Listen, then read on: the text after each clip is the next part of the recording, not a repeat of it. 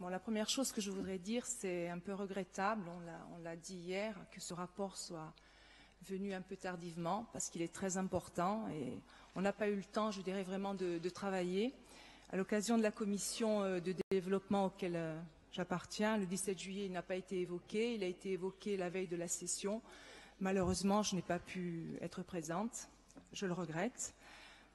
On a déposé un amendement qui sera porté par Jean-Martin Mandelogne. Moi, je voulais apporter quelques observations sur je dirais, ce rapport quand vous parlez de territoire et cette étude plus précisément, est-ce qu'elle est faite au niveau national et est-ce qu'on compare des régions similaires? C'est la première question que je voulais vous poser. Est-ce qu'on est sur un territoire similaire à la Corse quand on avance des chiffres aussi importants?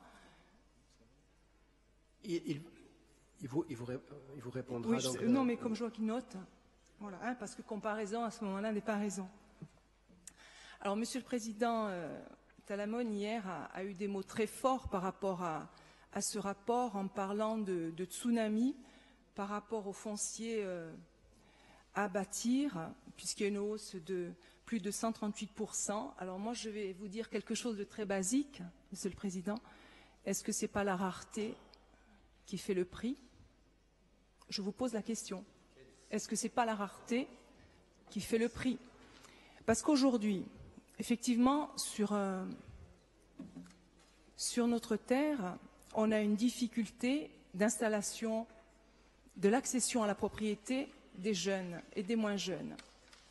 Mais le nœud du problème, est-ce qu'il ne vient pas aussi de l'indivision qu'on ne règle pas? Dans les familles, vous avez des maisons et vous avez des terres qui sont à l'abandon et qui pourraient permettre à nos jeunes de s'installer sans payer le foncier. Et ça, je vois que vous ne l'évoquez pas. Donc il faudrait à un moment donné, je pense, poser les vrais problèmes et dire qu'en Corse, il y a ce problème de l'indivision, est-ce qu'on va le régler ou est-ce qu'on va continuer à traîner cette gangrène? Parce que dans chaque famille, on le sait, sur le littoral, dans le Piémont et en montagne, il y a des biens qui deviennent des biens sans maître parce que les successions ne sont pas réglées à cause de l'indivision.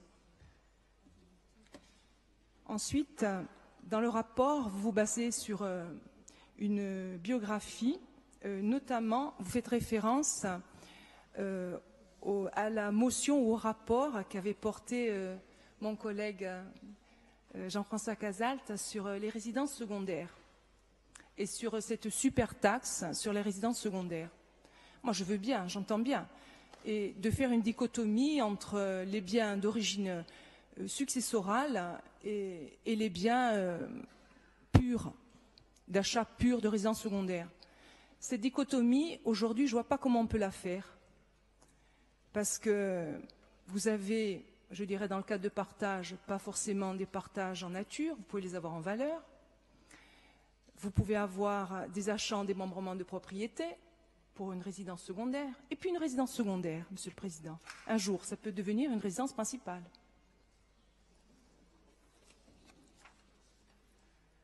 Alors, il y a une chose que vous n'avez pas portée dans votre rapport et qui est important face à la spéculation et à l'accès à la propriété, c'est le bail réel solidaire. C'est une délibération 1876 qui a été votée par l'Assemblée de Corse.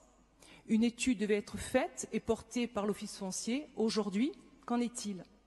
Ce bail réel solidaire, ce foncier solidaire, qui devrait être en Corse quelque chose d'évident, comme il l'est sur le continent, je n'arrive pas à comprendre qu'aujourd'hui, il n'y ait pas une étude. Je ne dis pas que c'est la solution, mais c'est une solution. Ensuite, concernant les mairies et les délivrances de permis, il peut y avoir un partenariat ou du moins une charte entre le promoteur et le maire. Le maire peut très bien demander à un promoteur de mettre à disposition un certain nombre de logements pour les primo-accédants. Ça se fait. Ça s'est fait.